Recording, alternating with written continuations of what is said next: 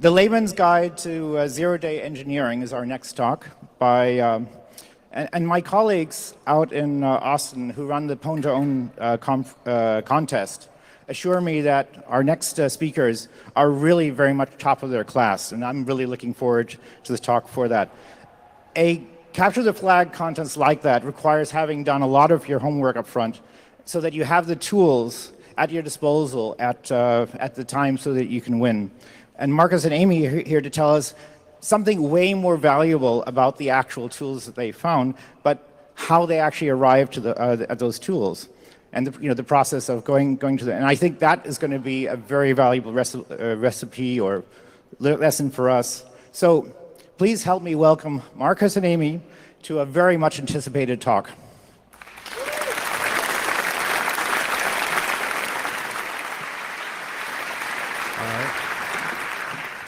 All right. Hi, everyone. Thank you for making out to our talk this evening. So I'd like to start by thanking the CCC organizers for inviting us out here to give this talk. This was a unique opportunity for us to share some of our experience with the community, and we're really happy to be here. So yeah, I hope you guys enjoy. OK, so who are we? Well, my name is Marcus Gazadalan. I sometimes go by the handle Gazadalan, which is my last name. And I'm joined here by my coworker, Amy, who's also a good friend and longtime collaborator. We work for a company called RET2 Systems. RET2 is best known publicly for its security research and development. Behind the scenes, we do consulting and have been pushing to improve the availability of security education and specialized security training, as well as raising awareness and sharing information like you're going to see today. So this talk has been structured roughly to show our approach in breaking some of the world's most hardened consumer software. In particular, we're going to talk about one of the 0 days that we produced at RET2 in 2018. And over the course of the talk, we hope to break some common misconceptions about the process of 0-day engineering. We're going to highlight some of the observations that we've gathered and built up about this industry and this trade over the course of many years now. And we're going to try to offer some advice on how to get started doing this kind of work as an individual. So we're calling this talk a non-technical commentary about the process of 0-day engineering. At times, it may seem like we are stating the obvious, but the point is to show that there's less magic behind the curtain than most of you spectators probably realize. So let's talk about Pwn2Own 2018. For those that don't know, Pwn2Own is an industry-level security competition organized annually by Trend Micro's 0-Day Initiative. Pwn2Own invites the top security researchers from around the world to showcase 0-day exploits against high-value software targets such as premier web browsers, operating systems, and virtualization solutions such as Hyper-V, VMware, VirtualBox, Zen, whatever. So at RET2, we thought it'd be fun to play in Pwn2Own this year. Specifically, we wanted to target the competition's browser category. We chose to attack Apple's Safari web browser on macOS because it was new, it was mysterious, but also to avoid any prior conflicts of interest. And so for this competition, we ended up developing a type of 0-day known typically as a single-click RCE or Safari remote, kind of as some industry language. So what this means is that we could gain remote root-level access to your MacBook should you click a single malicious link of ours. That's kind of terrifying.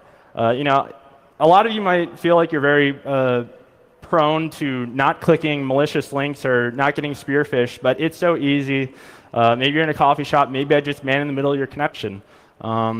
It's a pretty scary world. So this is actually a picture that we took on stage at Pwn2Own 2018, directly following our exploit attempt. This is actually Joshua Smith from ZDI holding the competition machine after our exploit had landed, unfortunately a little bit too late. But the payload at the end of our exploit would pop Apple's calculator app and a root shell on the victim machine. This is usually used to demonstrate code execution. So for fun, we also made the payload change the desktop's background to the RET2 logo. So that's what you're seeing there. So what makes this 0-day a fun case study is that we had virtually no prior experience with Safari or macOS going into this event. We literally didn't even have a single MacBook in the office. We actually had to go out and buy one.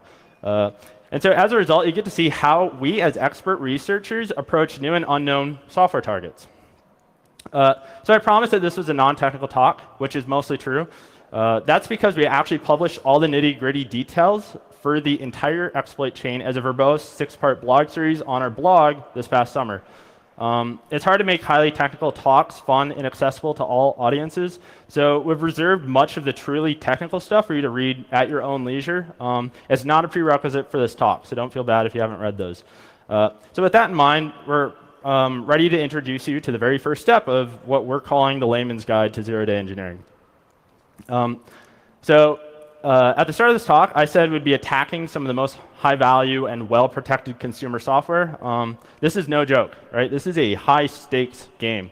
So before any of you even think about looking at code or searching for vulnerabilities in these products, you need to set some expectations about what you're going to be up against. And so this is a picture of you. You might be a security expert, a software engineer, or even just an enthusiast. But through some odd twist of self-loathing, you find yourself interested in 0 days and the desire to break some high-impact software like a web browser. But it's important to recognize that you're looking to defy some of the largest, most successful organizations of our generation. These types of companies have every interest in securing their products and building trust with consumers.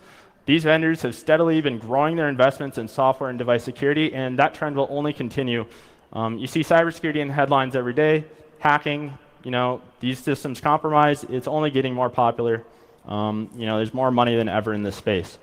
So this is a beautiful mountain peak that represents your mission of, I want to craft a 0 day. But your ascent up this mountain is not going to be an easy task. As an individual, the odds are not really in your favor. This game is sort of a free-for-all, and everyone is at each other's throats. So in one corner is the vendor, who might as well have infinite money and infinite experience. In another corner is the rest of the security research community, fellow enthusiasts, other threat actors. So all of you are going to be fighting over the same terrain, which is the code. This is unforgiving terrain in and of itself, but the vendor has home field advantage. So these obstacles are not fun, but it's only going to get worse for you. Newcomers often don't prepare themselves for understanding what kind of timescales they should expect when working on these types of projects. So for those of you who are familiar with the capture the flag circuit, these competitions usually are time boxed from 36 to 48 hours. Normally they're over a weekend. We came out of that circuit. We love the sport. We still play. But how long does it take to develop a 0 day? Well, it can vary a lot. Sometimes you get really lucky. I have seen someone produce a Chrome/V8 bug in 2 days. Other times it's taken 2 weeks. Sometimes it takes a month. But sometimes it can actually take a lot longer to study and exploit new targets. You need to be thinking, you need to be looking at time in these kind of scales. And so it could take 3.5 months. It could take maybe even 6 months for some targets. The fact of the matter is that it's almost impossible to tell how long the process is going to take you. And so unlike a CTF challenge, there's no upper bound to this process of 0 day engineering. There's no guarantee that the exploitable bugs you need to make a 0 day even exist in the software you're targeting. You also don't always know what you're looking for, and you're working on projects that are many order magnitudes larger than any sort of educational resource. We're talking millions of lines of code, where your average CTF challenge might be a couple hundred lines of C at most. So I can already see the terror and self-doubt in some of your eyes, but I really want to stress that you shouldn't be too hard on yourself about this stuff. As a novice, you need to keep these caveats in mind and accept that failure is not unlikely in the journey. All right? So please check this box before watching the rest of the talk. So having built some psychological foundation for the task at hand, the next step in the layman's guide is what we call reconnaissance. So this is kind of a goofy slide, but yes, even Metasploit reminds you to start out doing recon. So with regard to 0 day engineering, discovering vulnerabilities against large-scale software can be an absolutely overwhelming experience. Like that mountain, it's like, where do I start? What foothill do I go up? Like, where do I even go from there? So to overcome this, it's vital to build foundational knowledge about the target. It's also one of the least glamorous parts of the 0 day development process, and it's often skipped by many. You don't see any of the other speakers really talking about this so much. You don't see blog posts where people are like, I Googled for 8 hours about Apple Safari before writing a 0 day for it. So you want to aggregate and review all existing research related to your target. This is super, super important. So how do we do our recon? Well, the simple answer is Google everything. This is literally us Googling something. And what we do is we go through and we click and we download and we bookmark every single thing for about 5 pages. And you see all those buttons that you never click at the bottom of Google? All the things are, here's related searches you might want to look at. You should definitely click all of those. You should also go through at least 4 or 5 pages and keep downloading and saving everything that looks remotely relevant. So you just keep doing this over and over and over again. And you just Google and Google and Google everything that you think could possibly be related. And the idea is, you just want to grab all this information. You want to understand everything you can about this target. Even if it's not Apple Safari specific, I mean, look into V8, look into Chrome, look into Opera, look into Chakra, look into whatever you want. So the goal is to build up a security literature, a library of security literature related to your target and its ecosystem. And then I want you to read all of it. But I don't want you, don't force yourself to understand everything in your Stack New literature. The point of this exercise is to build additional context about the software, its architecture, and its security track record. By the end of the reconnaissance phase, you should aim to be able to answer these kind of questions about your target. What is the purpose of the software? How is it architected? Can anyone describe what WebKit's architecture is to me? What are its major components? Is there a sandbox around it? How do you debug it? How do the developers debug it? Are there any tips and tricks? Are there special flags? What does its security track record look like? Does it have historically vulnerable components? Is there existing write-ups, exploits, or research in it, etc.? All right, we're through reconnaissance. Step 2 is going to be target selection. So there's actually a few different names that you could maybe call this. Technically, we're targeting Apple Safari, but you want to try and narrow your scope. And so what we're looking at here is a tree map visualization of the WebKit source. So Apple Safari web browser is actually built on top of the WebKit framework, which is essentially a browser engine. This is open source. And so, yeah, this is a tree map visualization of the source directory where files are sorted in by size. So each of those boxes is essentially a file. Well, all the gray boxes, the big gray boxes, are directories. All the sub-squares are files. And each file is sized based on its lines of code. The blue hues represent approximate maximum cyclomatic complexity detected in each source file. And you might be getting flashbacks back to that picture of that mountain peak. How do you even start to hunt for security vulnerabilities in a product or code base of this size? 3 million lines of code. I've maybe written like 100,000 lines of C or C++ in my life, let alone read or reviewed 3 million. So the short answer to breaking this problem down is that you need to reduce your scope of evaluation and focus on depth over breadth. And this is most critical when attacking extremely well picked over targets. Maybe you're probing an IoT device. You can probably just sneeze at that thing and you're going to find vulnerabilities. But you're fighting on a very different landscape here. And so you need to be very detailed with your review. So reduce your scope. Our reconnaissance and past experience with exploiting browsers has led us to focus on WebKit's JavaScript engine, highlighted up here in orange. So bugs in JS engines, when it comes to browsers, are generally regarded as extremely powerful bugs. But they're also few and far between, and they're kind of becoming more rare. As more of you are looking for bugs, more people are colliding, they're dying quicker. And so, anyway, let's try to reduce our scope. So we reduced our scope from 3 million down to 350,000 lines of code. Here we'll zoom into that orange. So now we're looking at the JavaScript directory, specifically the JavaScript core directory. So this is a JavaScript engine within WebKit as used by Safari on Mac OS. And specifically to further reduce our scope, we chose to focus on the highest level interface of the JavaScript core, which is the runtime folder. So this contains code that's almost one-for-one mappings to JavaScript objects and methods in the interpreter. So, for example, array.reverse or concat or whatever. It's very close to what you JavaScript authors are familiar with. And so this is what the runtime folder looks like at approximately 70,000 lines of code. When we were spinning up for Pwn2Own, we said, OK, we are going to find a bug in this directory in one of these files, and we're not going to leave it until we have walked away with something. So if we take a step back now, this is what we started with, and this is what we've done. We've reduced our scope. So it helps illustrates this whittling process. It was almost a little bit arbitrary. Previously, there's been a lot of bugs in the runtime directory, but it's really been cleaned up the past few years. So anyway, this is what we chose for our RCE. So having spent a number of years going back and forth between attacking and defending, I've come to recognize that bad components do not get good fast.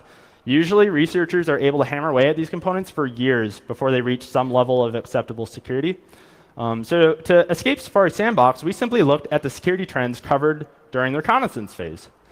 So this observation, historically bad components will often take years to improve, means that we chose to look at Windows Server. And so for those that don't know, Windows Server is a root-level system service that runs on Mac OS. Our research turned up a trail of ugly bugs from essentially the Windows Server, which is accessible to the Safari Sandbox. And in particular, when we were doing our research, we were looking at ZDI's website, and you can just search all their advisories that they've disclosed. And in particular, in 2016, there was over 10 plus vulnerabilities reported to ZDI that were used as sandbox escapes or privilege escalation style issues. And so these are only vulnerabilities that were reported to ZDI. If you look in 2017, there is 4, all again used for the same purpose. I think all of these were actually probably used at Pwn2Own both years. And then in 2018, there was just 1. And so this is 3 years, over the span of 3 years, where people were hitting the same exact component, and Apple or researchers around the world could have been watching or listening and finding bugs and fighting over this land right here. And so it's pretty interesting. I mean, that gives some perspective. The fact of the matter is that it's hard to write. It's really hard for bad components to improve quickly. Nobody wants to try and sit down and rewrite bad code, and vendors are terrified, absolutely terrified, of shipping regressions. Most vendors will only patch or modify old bad code only when they absolutely must. For example, when a vulnerability is reported to them. And so, as listed on this slide, there's a number of reasons why a certain module or component has a terrible security track record. Just try to keep in mind that's usually a good place to look for more bugs. So if you see a waterfall of bugs this year in some component, like WASM or JIT, maybe you should be looking there, right? Because that might be good for a few more years. All right. Step 3. So after all this talk, we're finally getting to a point where we can start probing and exploring the code base in greater depth. This step is all about bug hunting. So as an individual researcher or a small organization, the hardest part of the zero-day engineering process is usually discovering an exploited vulnerability. That's just kind of from our perspective. This can maybe vary from person to person, but we don't have $100 million to spend on fuzzers, for example, and so we literally have one MacBook, right? And so it's kind of like looking for a needle in a haystack. We're also well versed in the exploitation process itself, and so those end up being a little bit more formulaic for ourselves. So there are 2 core strategies for finding exploitable vulnerabilities. There's a lot of pros and cons to both of these approaches, but I don't want to spend too much time talking about their strengths or weaknesses. So they're all listed here. The short summary is that fuzzing is the main go-to strategy for many security enthusiasts. Some of the key perks is that it's scalable and almost always yields results. And so, spoiler alert, but later in this talk you're going to see we fuzzed both of our bugs, both the bugs that we use for our full chain, and it's 2018. These things are still falling out with some very trivial means. Okay, so source review is the other main strategy. Source review is often much harder for novices, but it can produce some high-quality bugs when performed diligently. If you're looking to just get into this stuff, I would say start real simple. Start with fuzzing and see how far you get. Uh, so yeah, for the purpose of this talk, we're mostly going to focus on fuzzing. This is a picture from the dashboard of a simple, scalable fuzzing harness we built for JavaScript core. This is when we were ramping up for Pwn2Own and trying to build our chain. It was a grammar-based JavaScript fuzzer based on Mozilla's Dharma. There is nothing fancy about it. This is a snippet of what some of its output looked like. We had only started building it out when we actually found the exploitable vulnerability that we ended up using. So we haven't really played with this much since then, but it shows kind of how easy it was to get where we needed to go. So something like we like to stress heavily to the folks who fuzz is that it really must be treated as a science for these competitive targets. Guys, I know code coverage isn't the best metric, but you absolutely must use some form of introspection to quantify the progress and reach of your fuzzing. Please don't just fuzz blindly. So our fuzzer would generate web-based code coverage reports of our grammars every 15 minutes or so. This allowed us to quickly iterate upon our fuzzer, helping it generate more interesting, complex test cases. A good target is 60% code coverage, so you can see that in the upper right-hand corner. That's kind of what we're shooting for. Again, it really varies from target to target. This was also just us focusing on the runtime folder, if you see in the upper left-hand corner. And so something that we've observed, again, over many targets and exotic targets, is that bugs almost always fall out of what we call the hard-fought final coverage percentages. And so what this means is you might work for a while trying to build up your coverage, trying to build a good set of test cases or grammars for fuzzing. And then you'll hit that 60% and you'll be like, okay, what am I missing now? Like everyone gets to 60%, let's say, but then once you start inching a little bit further is when you start finding a lot of bugs. And so, for example, we'll pull up code and we'll be like, why did we not hit those blocks up there? Why are those gray blocks? Why did we never hit those in our millions of test cases?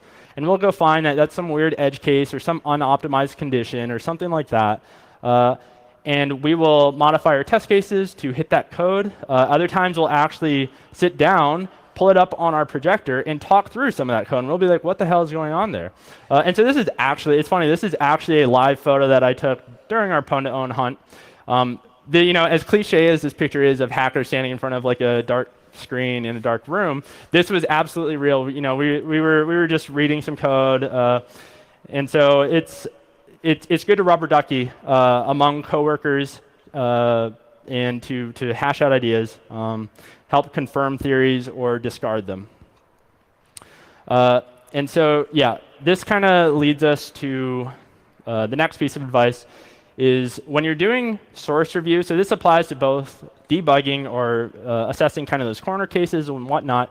If you're ever unsure about the code that you're reading, you absolutely should be using debuggers on dynamic analysis. So as painful as it can maybe be to set up JavaScript core or debug this massive C++ application that's dumping these massive call stacks that are 100 deep, you need to learn those tools, or you're never going to be able to understand the amount of context necessary for some of these bugs and complex code. So, for example, one of our blog posts makes extensive use of RR to reverse or to root cause the vulnerability that we ended up exploiting. It was a race condition in the garbage collector, totally wild bug. I said there was probably 3 people on Earth that could have spotted this bug through source review. It required immense knowledge of code base, in my opinion, to be able to recognize this as a vulnerability. We found it through fuzzing. We had to root cause it using time travel debugging, Mozilla's RR, which is an amazing project. And so yeah, absolutely use debuggers. This is an example of a call stack again. Just using a debugger to dump the call stack from a function that you're auditing can give you an insane amount of context as to how that function is used, what kind of data it's operating it on, maybe which kind of areas of the code base it's called from. You're not actually supposed to be able to read the slide, but it's a backtrace from GDB that is 40 or 50 call stacks deep. All right.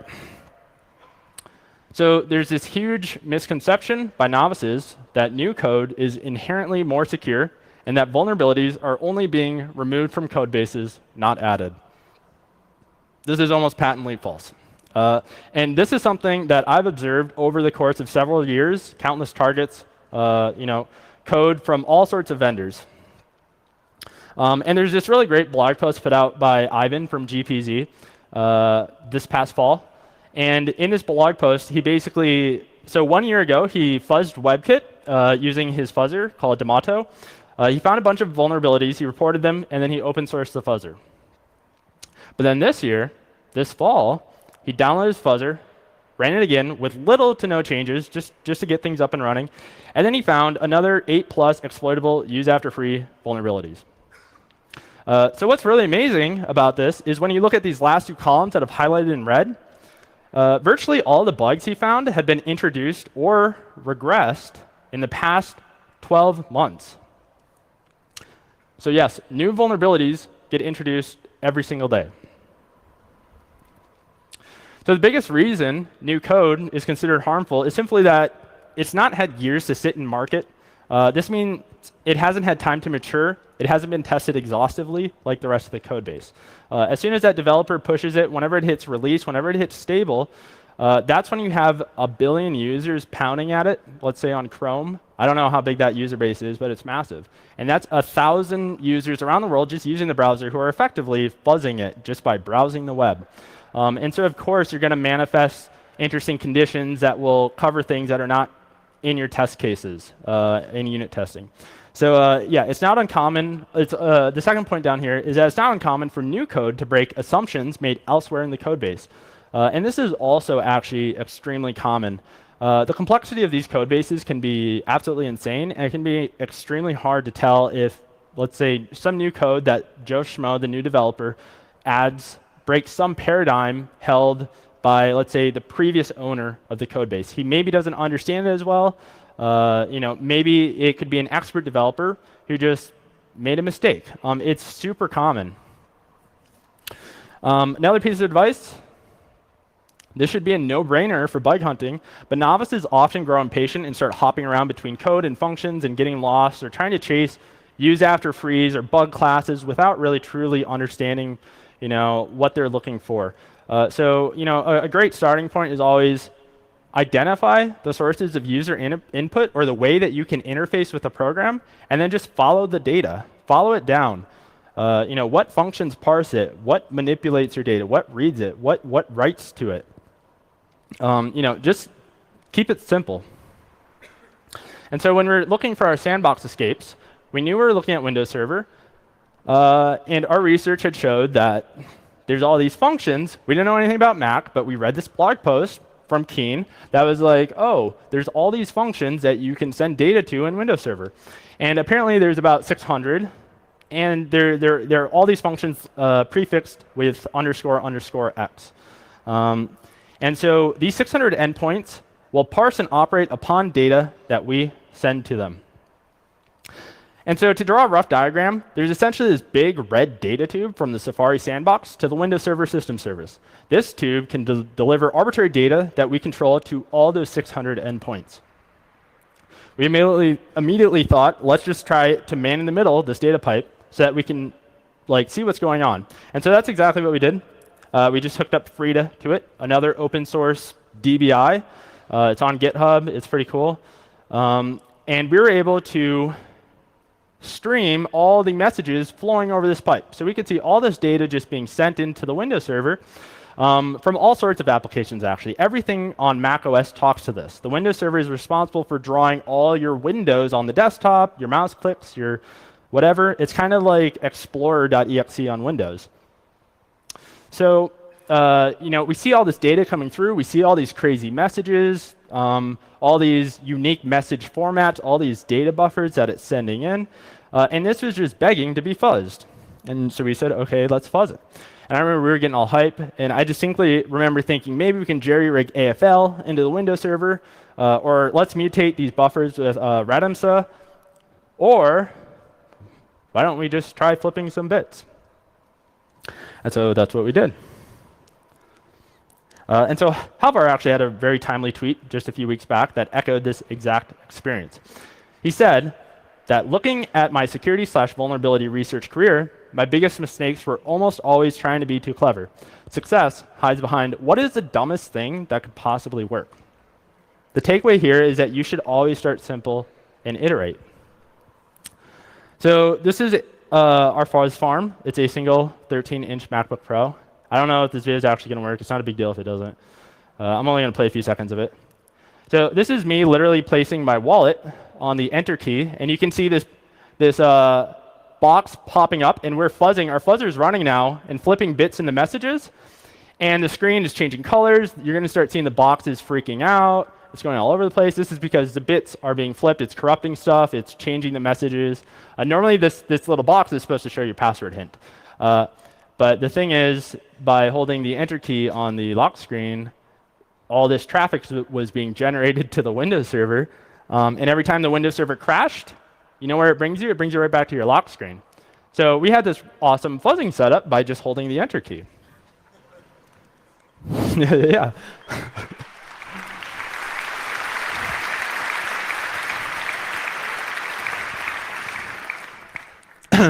And we lovingly titled that picture "Advanced Persistent Threat" in our blog.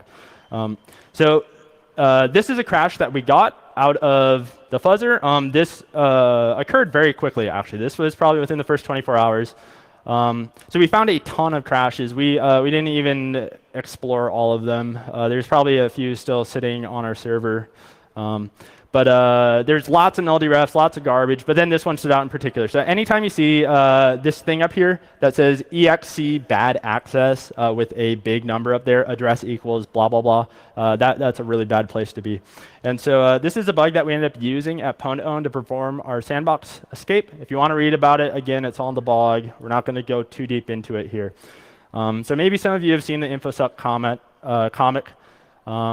It's all about how people trying to do these really cool, clever things.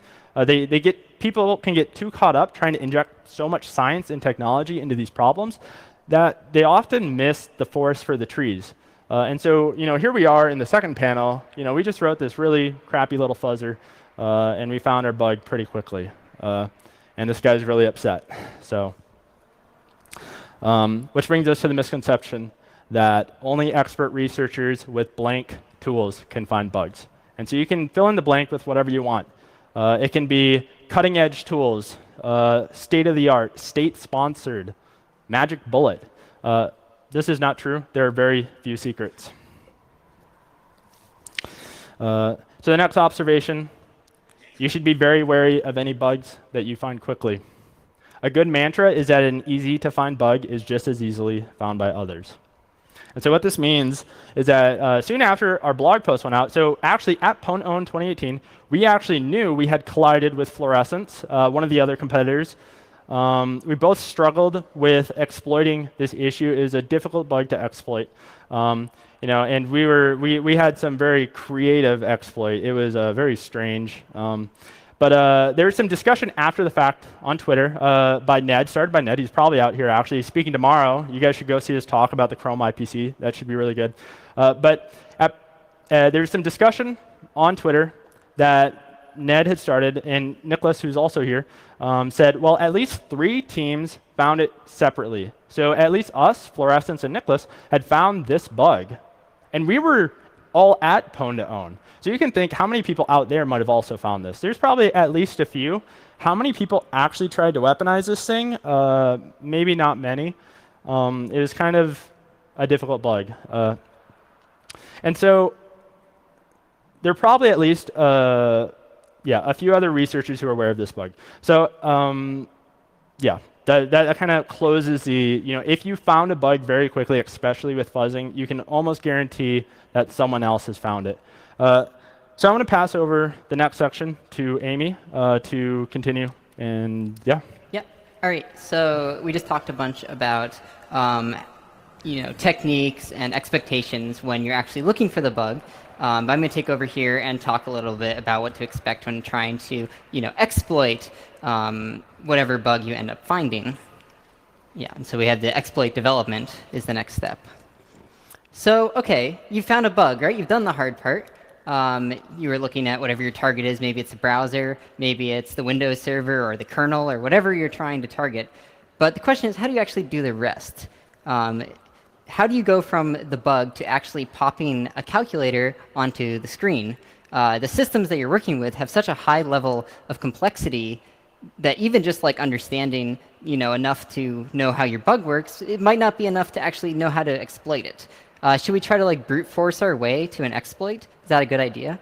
Well, all right. Before we try to tackle your bug, let's take a step back and ask a slightly different question.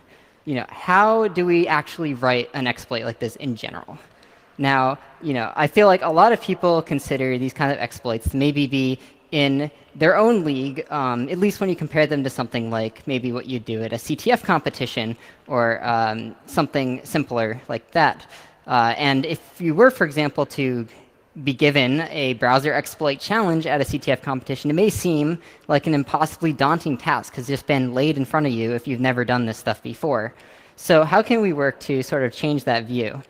And, it might be kind of cliche, but I actually think the best way to do it is through practice. And I know everyone says, oh, how do you get good? Oh, practice.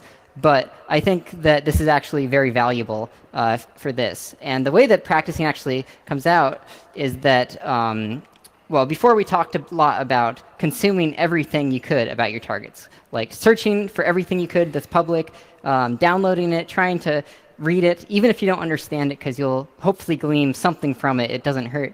But maybe your goal now could be actually trying to understand it at least as much as you can. It's not going to be easy.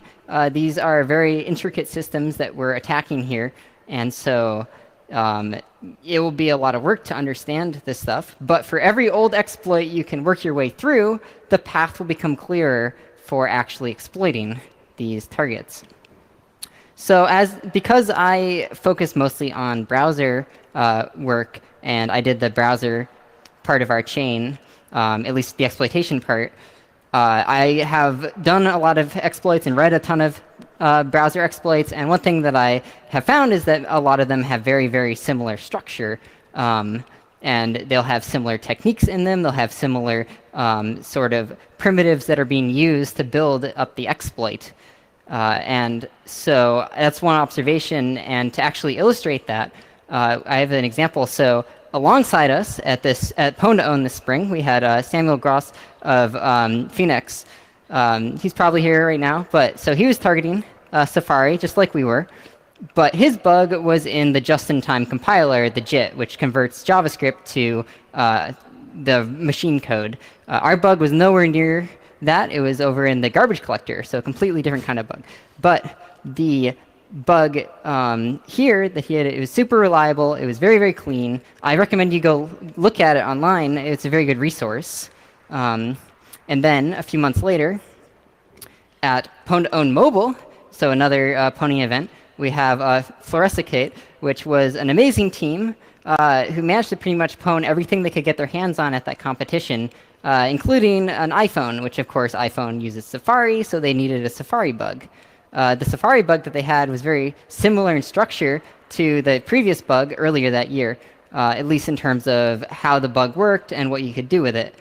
So now you could exploit both of these bugs with very similar exploit code, almost in the same way. There were a few tweaks you had to do because Apple added a few things since then, but the path between bug and code execution was very similar. Then, even a few months after that, there was a CTF called Real World CTF, which took place in China. And as the title suggests, they had a lot of realistic challenges, including Safari. So of course, my team, RPISec, was there, and they woke me up in the middle of the night and tasked me with solving it. And so I was like, okay, I'll look at this. And I looked at it, and it was a JIT bug. And I've never actually, before that, looked at the Safari JIT. And so, I didn't have much previous experience doing that, but because I had taken the time to read all the public exploits, so I read all the other Pwn2Own competitors' exploits, and I read all the other things that people were releasing for different CVEs.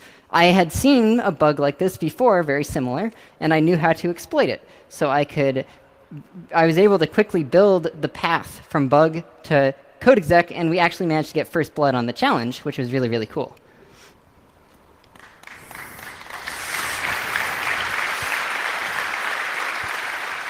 So, so what does this actually mean? Well, I think not every bug is going to be, that easily to swap into an exploit, but I do think that understanding old exploits is extremely valuable if you're trying to exploit new bugs.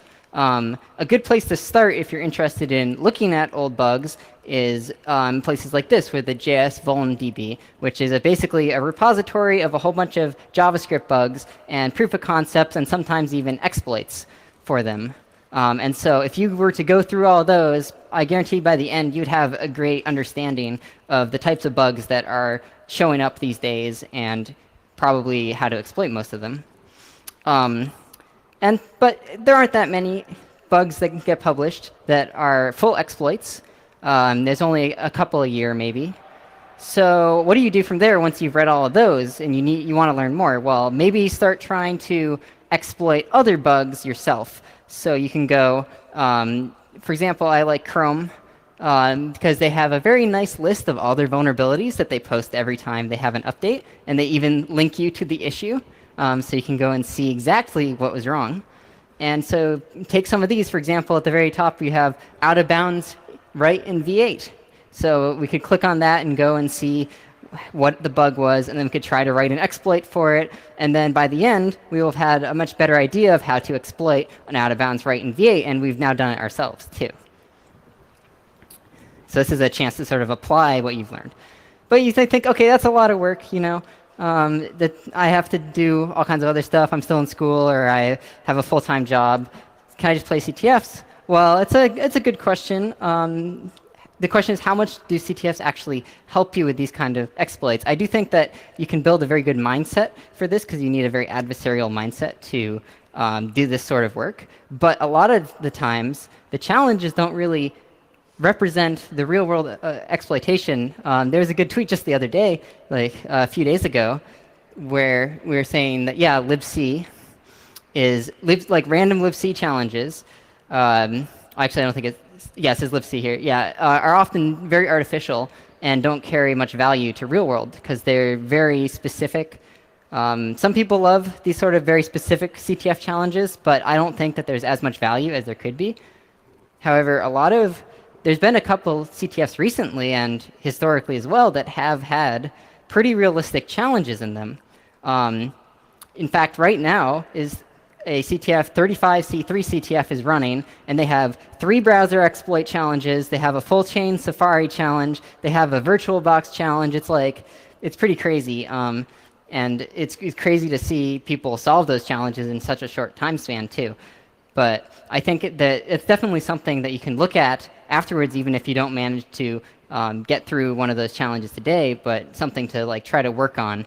And so these sort of newer CTFs are actually pretty good for people who want to jump off to this kind of realistic or real exploit development work. However, it can be kind of scary for newcomers to the CTF scene because suddenly, it's your first CTF and they're asking you to exploit Chrome, and you're like, what is going on here? So it is a bit of a double-edged sword sometimes. All right, so now we found the bug and we have experience. So what do we actually do? Well, you have to kind of get lucky though, because even if you've had a ton of experience, that doesn't necessarily mean that you can instantly write an exploit for a bug. Our JavaScript exploit was kind of like that. It was kind of nice. We knew what to do right away. But our sandbox exploit did not fit into a nice box of a previous exploit that we had seen. So it took a lot of effort. Quickly, I'll show. So this was the actual bug that we exploited for the sandbox. It's a pretty simple bug. It's a integer issue where index is signed, which means it can be negative. So normally it expects a value like 4, but we could give it a value like -3, and that would make it go out of bounds, and we could corrupt memory. So very simple bug, not like a crazy complex one like some of the other ones we've seen. But does that mean that this exploit is going to be really simple? Well, let's see. That's a lot of code. So our exploit for this bug ended up being about 1,300 lines. And so that's pretty crazy. And you're probably wondering how it gets there. But I want to say just be aware that when you do find a simple-looking bug, it might not be that easy to to solve or to exploit, and it might take a lot of effort. But don't get discouraged if it happens to you. It just means it's time to ride the exploit development roller coaster. And basically what that means is there's a lot of ups and downs to an exploit. And we have to basically ride the roller coaster until hopefully we have the exploit finished. And we had to do that for our sandbox escape. And so to start, I would say we found the bug, and we had a bunch of great ideas. We'd previously seen a bug exploited like this by Keen, and we had read their papers, and we had a great idea. But then we were like, okay, it's going to work. We just have to make sure this one bit is not set. And it was like in a random-looking value, so we assumed it would be fine, you know. But turns out that bit is always set, and we have no idea why, and no one else knows why. So thank you, Apple, for that. And so we're like, okay, maybe we can work around it. Maybe we can figure out a way to unset it. And we're like, oh, yes, we can delete it. It's going to work again. Everything will be great. Until we realize that actually breaks the rest of the exploit. So it's this back and forth. It's an up and down. And you know, sometimes when you solve one issue, you know, you think you've got what you need, and then another issue shows up. Yeah. So it's all about making incremental progress towards removing all the issues that are in your way, and getting at least something that works. And so just as a quick aside, this all happened within like 60 minutes one night. Yeah. There was just, Amy saw me just like, I was just like out of breath. I was like, are you kidding me? Like there was 2 bugs that tripped us up that made this bug much more difficult to exploit, and there was no good reason for why those issues were there. And so it was a horrible experience. But it's still one I'd recommend. Yeah. And so this roller coaster, I would say, actually applies to the entire process, not just for, you know, the exploit development, because you'll have it when you find crashes that don't actually lead to vulnerabilities, or unexploitable crashes, or super unreliable exploits. You just have to keep pushing your way through until eventually hopefully you get to the end of the ride and you've got yourself a nice exploit. And so now, okay, so we assume, okay, we've written an exploit at this point.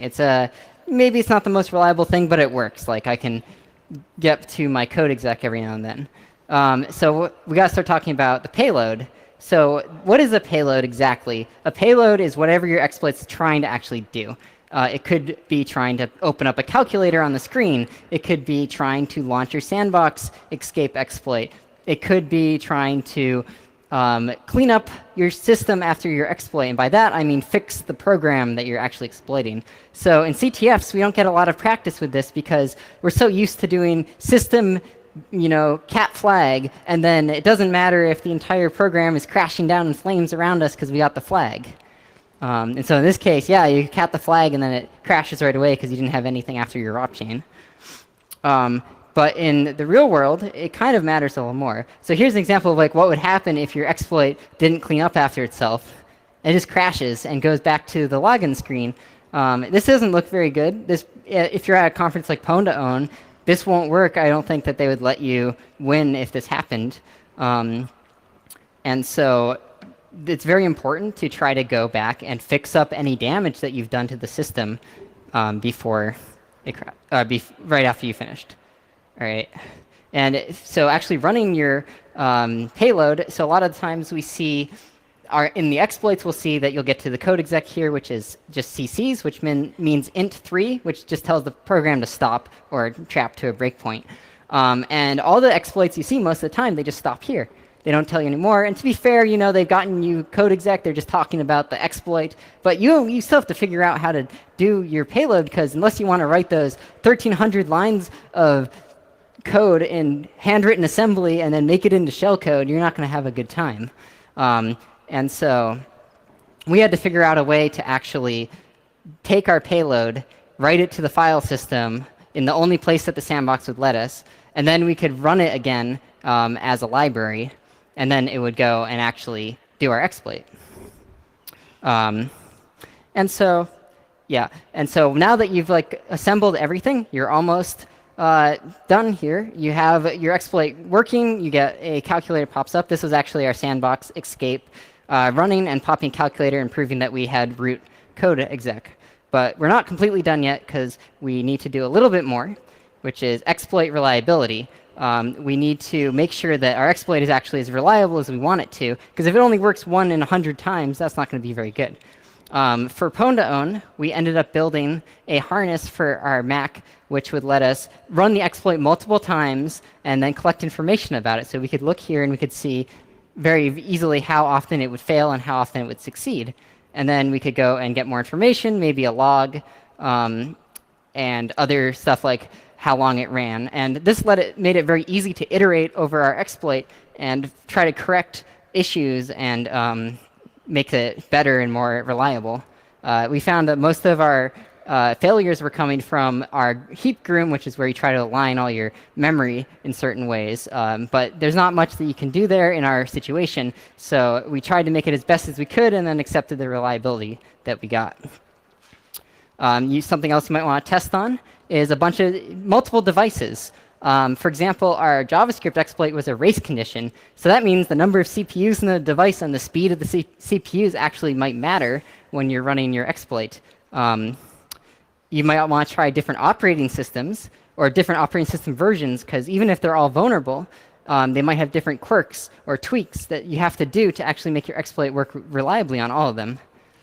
We wanted to test on the macOS beta as well as the normal macOS release so that we could make sure it worked in case Apple pushed an update right before the competition. So we had to make sure that some parts of our code and our exploit could be interchanged. So for example, we have addresses here that we were specific to the operating system version, and we could swap those out very easily by changing what part of the code is done here. Yeah, and then also if you're targeting some browsers, you might be interested in testing them on mobile too, even if you're not targeting a mobile device. Because a lot of times the bugs might also work on a phone, or at least the initial bug will. And so that's another interesting target you might be interested in if you weren't thinking about it originally.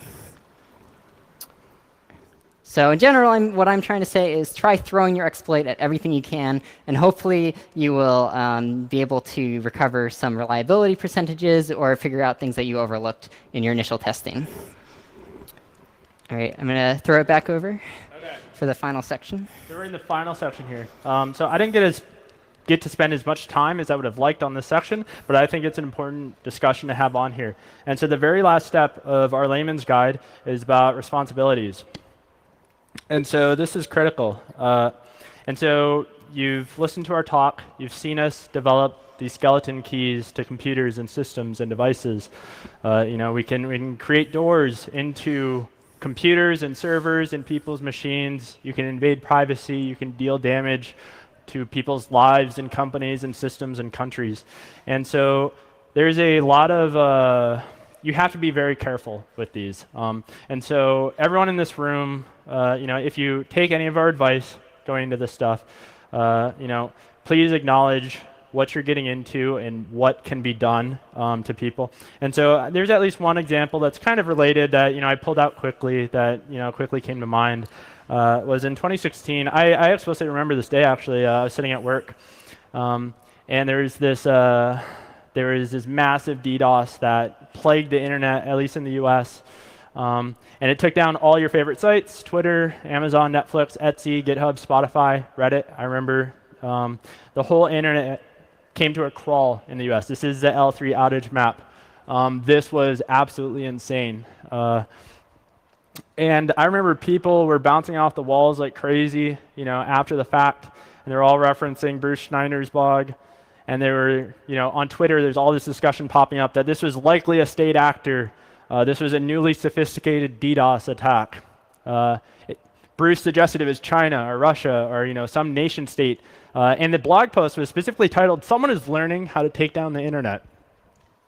But then a few months later, we figured out that this was called the Mirai botnet.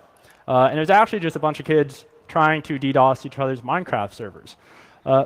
And so it's scary because I have a lot of respect for the young people and how talented they are. And but people need to be very conscious about the damage that can be caused by these things. Mirai, they weren't using ODAs per se. Well, later, nowadays, they are using ODAs. But back then, they weren't. It was an IoT-based botnet, one of the biggest in the world, or highest throughput. But it was incredibly damaging. And so when it's hard to recognize the power of an O-Day until you are wielding it. And so that's why it's not the first step of the layman's guide. Once you finish this process, you'll come to realize the danger that you can cause, but also the danger that you might be putting yourself in. And so I kind of want to close on that. Please be very careful, right? And so that's all we have. This is a conclusion.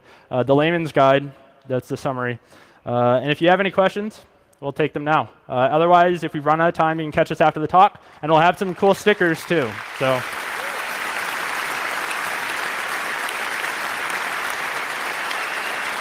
Wow. Great talk, thanks you. We have very, very little time for questions. If somebody's very quick, they can come up to one of the microphones in the front. We'll handle one, but otherwise, will you guys be available after the talk? Yeah, we'll be available after the talk if you want to come up and chat. We might get swarmed, but we'll also have some cool Ret2 stickers, so come grab them if you want them. And where can we find you? We'll be over here. We'll try to head out to the back. Yeah, because we have another talk coming in a moment or so. Okay, I don't see any questions, so I'm going to wrap it up at this point. But as I said, the speakers will be available. Let's give this great speech another round of applause.